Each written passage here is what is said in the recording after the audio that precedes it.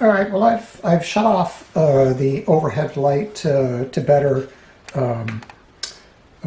accommodate the lighting off of the prop. The LEDs, I believe, should be bright enough to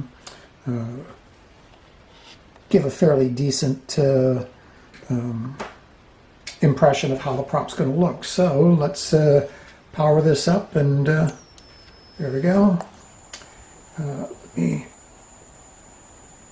Now, you'll see I've got red LEDs on here. Let me quickly turn on the Geiger so that I can clear. There we go.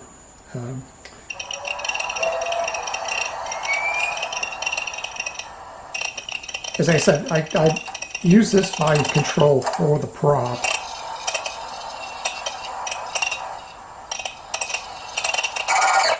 There we are.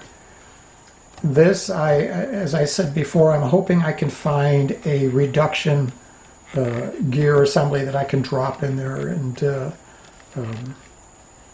make this a little bit more appealing. The reason why I'm thinking this software still has some bugs is in this particular screen, these selections seem to be a little bit unstable, and I think that may be because the processor is really being occupied by this graphic and has a problem addressing these switch functions, but we'll try it and let's see what happens here. Yeah, you can see it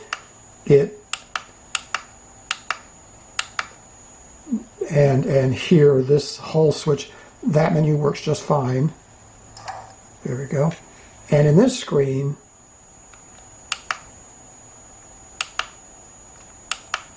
everything's fine. And the reason being is I think the animation being smaller and a little less elaborate is a little less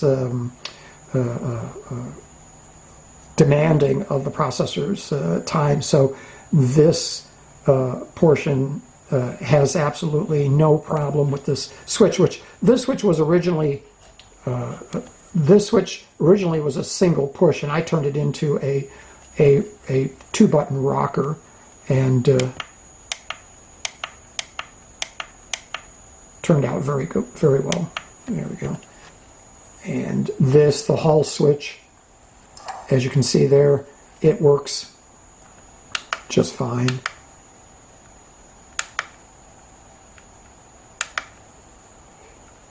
Yeah, I think the problem I'm having with the switch, I thought maybe I would have to add a debounce, which I still may do, but I think most of this is processor related and the code having maybe not the most efficient utilization of display and button read, because it does work, but you have to be patient with it, and so hardware-wise, I think that's really good. And in this screen here, no graphics, so the button push, oh, make a liar out of me,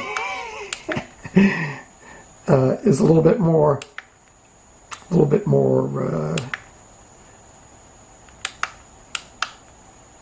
I think I'm going to add a debounce and see if this does improve, because it is acting like a debounce would just benefit, and then across the top.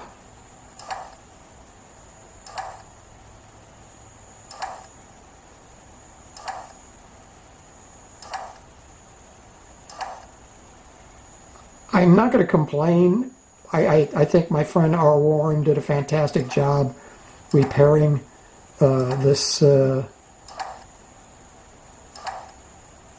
version that he found online.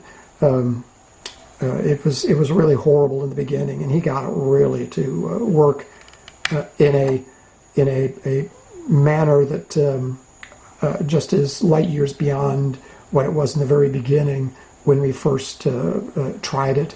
This has a bit of a problem latching up because of this code. So let's see what happens here, or I mean because of this the graphics. So we'll take our time here, see it. Okay, now it's updated. All right.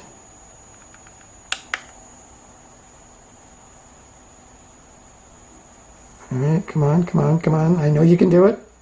I know you can do it. Where's unlikely? Oops, have I latched up? We'll let it sit, and I'll edit past it if it takes too long.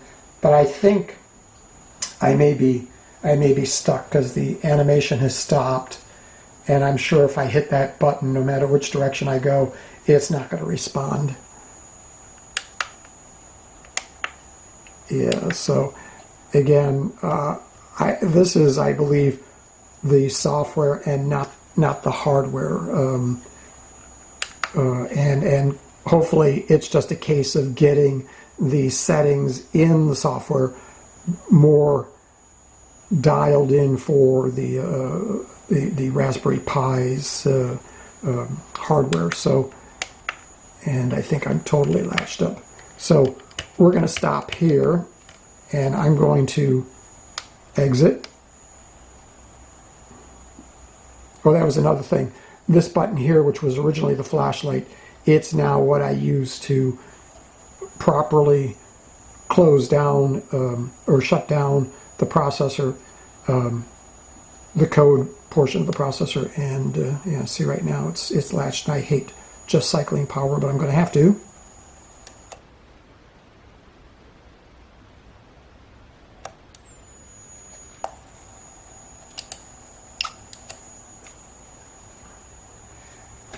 All right, well, let's we'll go into the other screens once it boots up.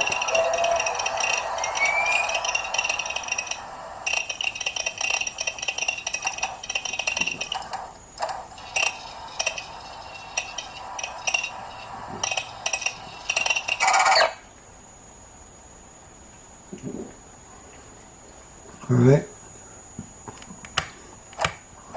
We'll get past the data, we'll go to the map, and it has just really... Oh, okay, I guess there's no option for this particular button. It's the hull switches that changes between the two maps.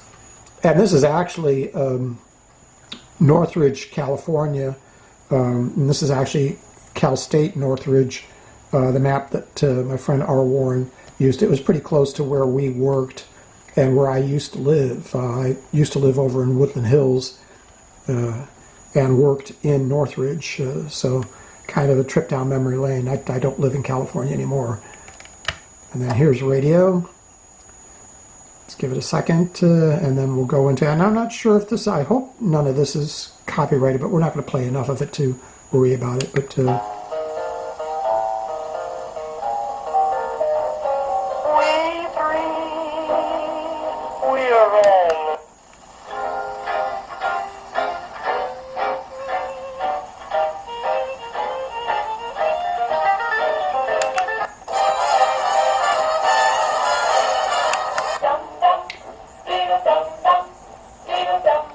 I just noticed that's not, that's funny.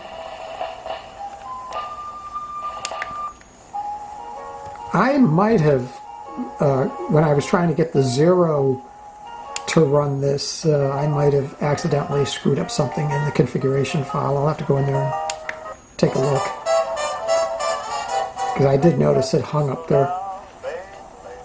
But also, I'm now going to make a debounce. I've pretty much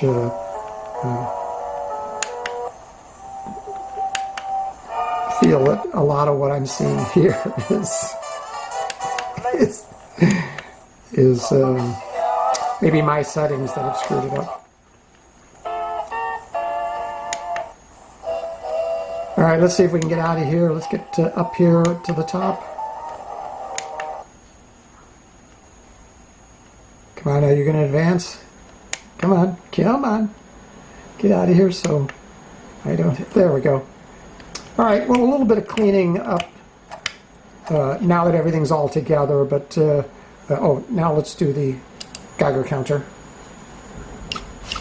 There we go. Oops, where did my, oh, there it is. All right, let's zoom in on the meter if I can.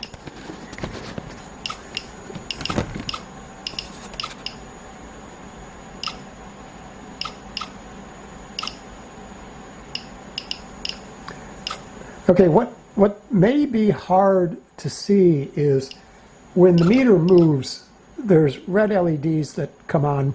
I might have been better off going an alternate. I can go alternate where the backlight shuts off when the red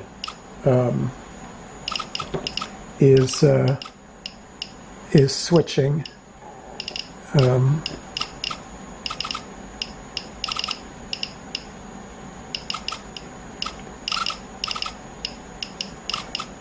I can get a much broader arc, but was kind of afraid that I would turn around and go past and really clobber the meter. So I'm not going to mess with this, just to be able to have a functioning Geiger counter and the meter respond, especially beyond what the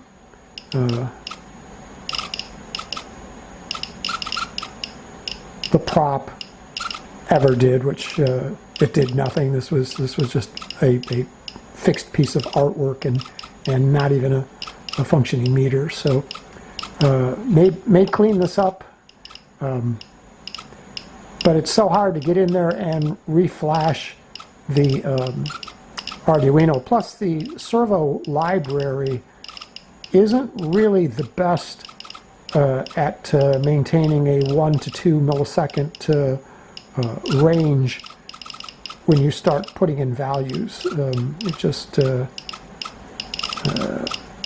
if you're at 90-degree servos, it's not too bad, but when you're pressing it with 180,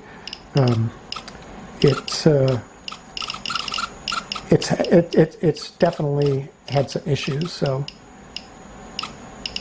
okay, well, still some minor cleanup, but at least everything fits. And yeah, it's no longer a boat anchor.